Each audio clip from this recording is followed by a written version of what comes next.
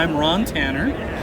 My responsibility is, my official title now is Portfolio Director, which doesn't say that on the card because that just happened just a little while ago. My responsibility, we have 4 people like me, and and everything is split up by those 4 people. I'm one of those 4 people. My responsibility is the FamilySearch.org website. So I'm responsible for the homepage, the family tree, memories, search, hinting, all the mobile apps, all the temple stuff, pretty much most of the stuff there, except for I don't do record acquisition or indexing. That's somebody else on the team has that. And then there's another person that takes care of help and the consultant planner, those kinds of things. So that's what I'm responsible for. I have a team. I'll talk about mine. I have a little team of 13, and their job is to continue to have the engineers develop the things that we need to develop to keep FamilySearch going. So there you go. That's enough, right?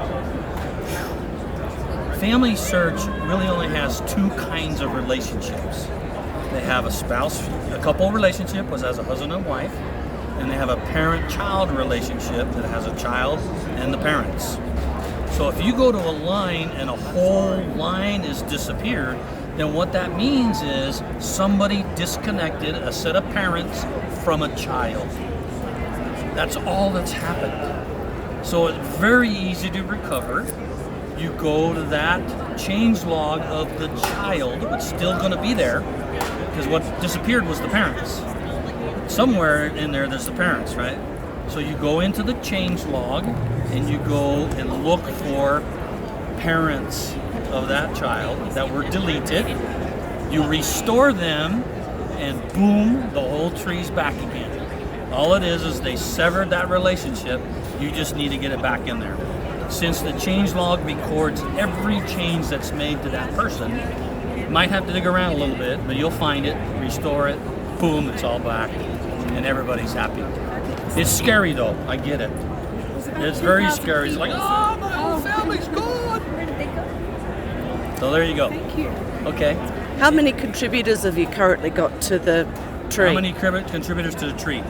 Well, historically, we've been in the like 30 million, but if we're talking about current sort of contributors, we run about 5 to 6 million every year that are contributing to the tree.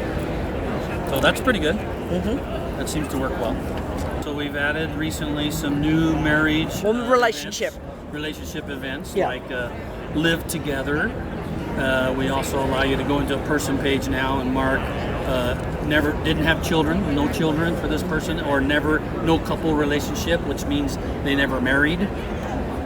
And so if somebody happens to try to put a spouse on that person, we'll give them a data problem that says, hold up a minute here, this says that they've never had a couple relationship, but you're adding a spouse.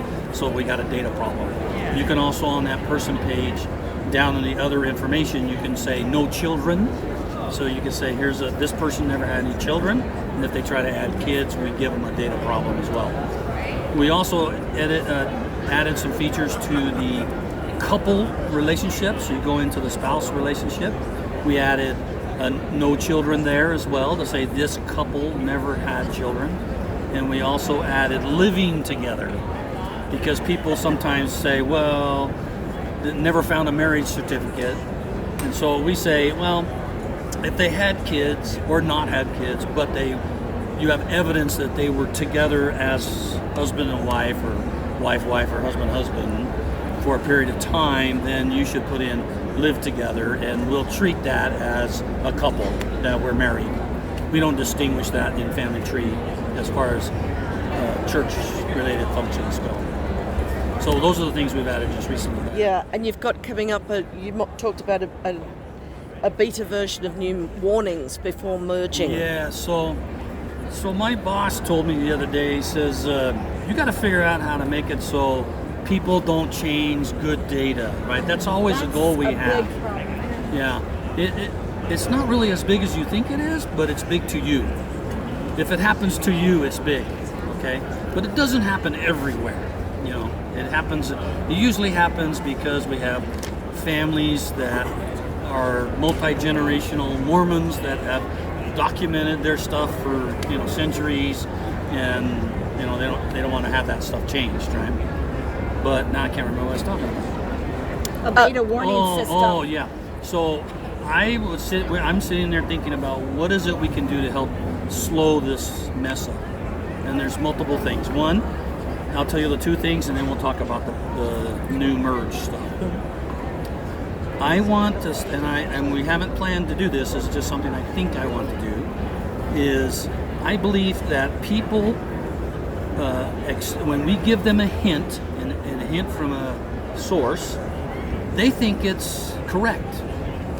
They don't even look, right? A lot of people. It's FamilySearch. I've even had stories where people call me from a family history center, and they said this person was working on the system, and they'd say, hey, you really ought to compare that to the family, because I don't think it's the same. FamilySearch says it is, so it is. And they just do it. And so we say possible duplicates, or possible hint, and they think that means it's official, right? So one of the things I want to do is raise the level of what can be considered a record hint, so that we think, or the system can detect, that this is really spot on. So if they go ahead and attach it, all of the rest of the relatives won't be upset about it, because it'll be right. Okay?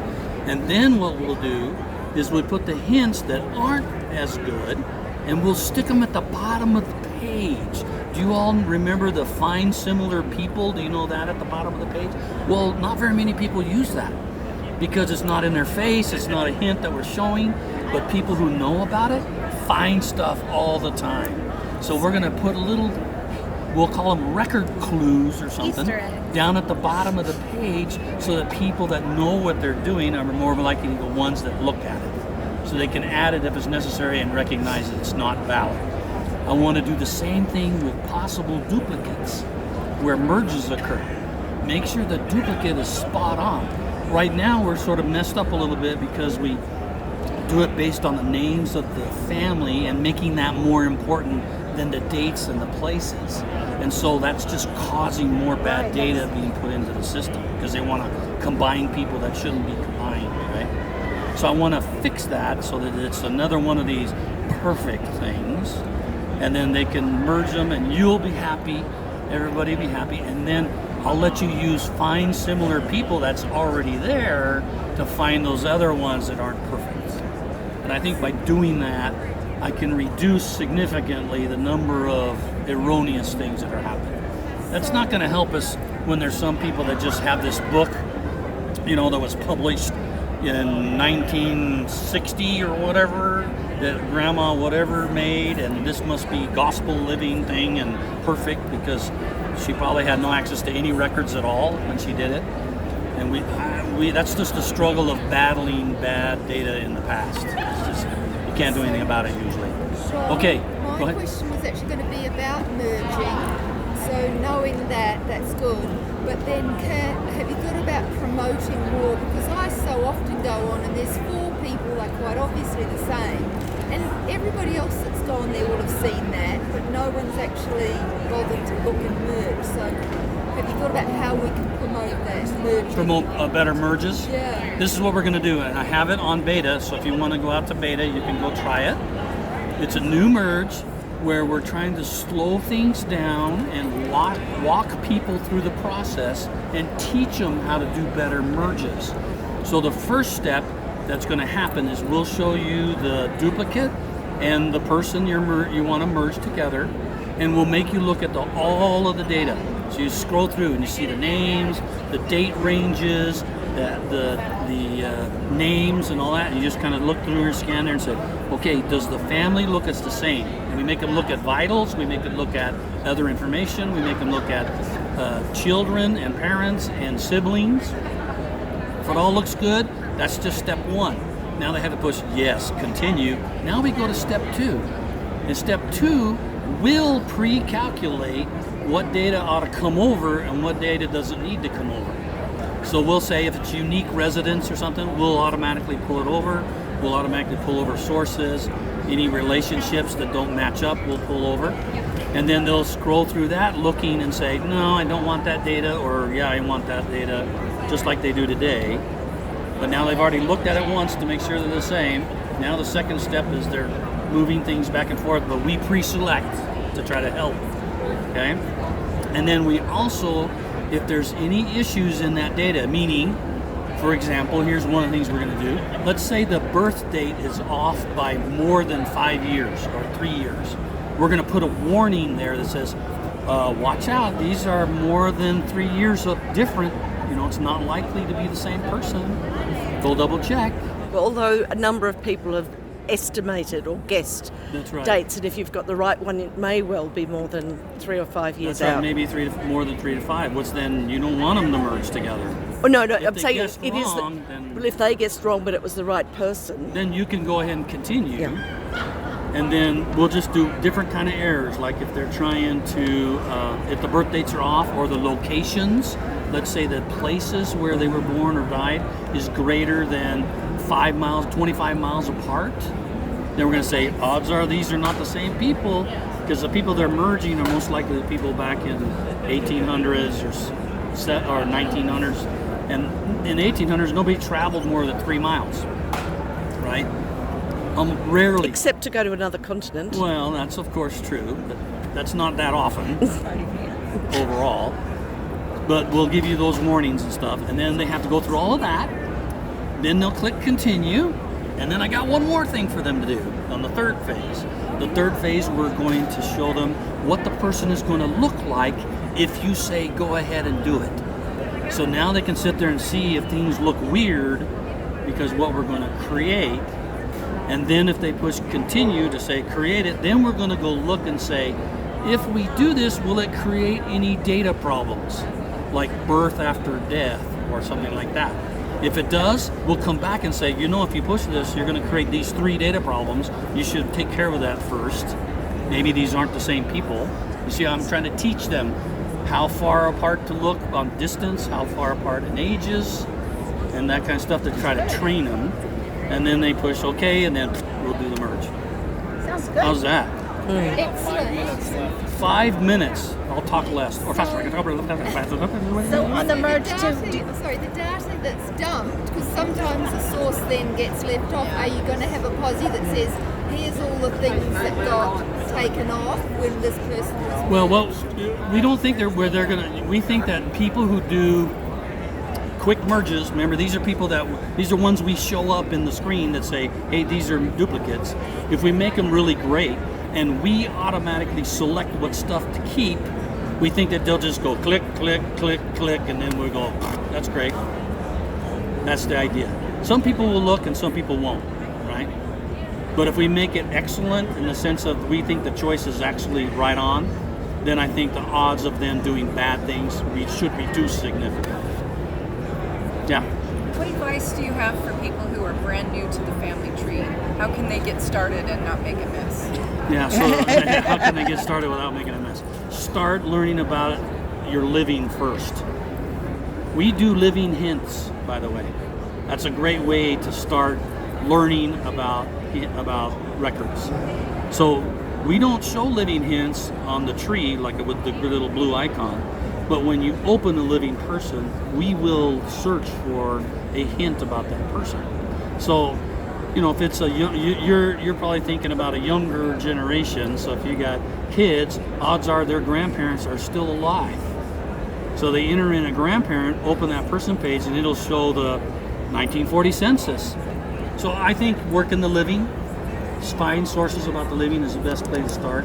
And then I think if we do this thing, I think we're going to have a less damage, even by younger people that are just starting out, or people that don't understand. And you know, maybe if we get smart enough, I don't know, maybe we'll figure out to say, maybe you need some help, and offer them help. We're looking at new help systems to be able to help train people, slide outs that do better job, instructions that we can put on the screen.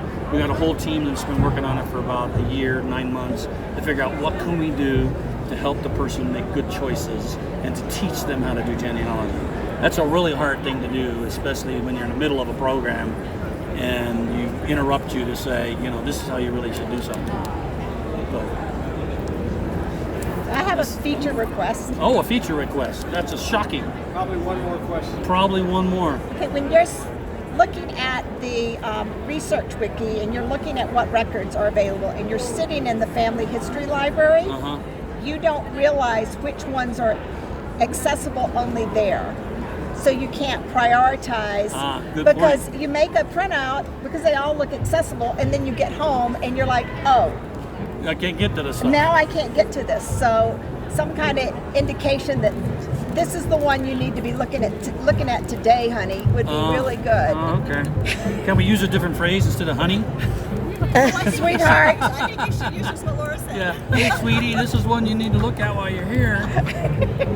But I think it's reasonable request. I'll write that down and I'll pass it on to those who do the guided research stuff to see if they can. There's no reason they can't mark it that says this is only available in the Family History Center. No reason they can't do that. Okay. All right, I'll pass that on. Thank you very much. I hope that was okay for everybody. Did That you was get the fabs. stuff you wanted? It was fabs. All right, thank you very much.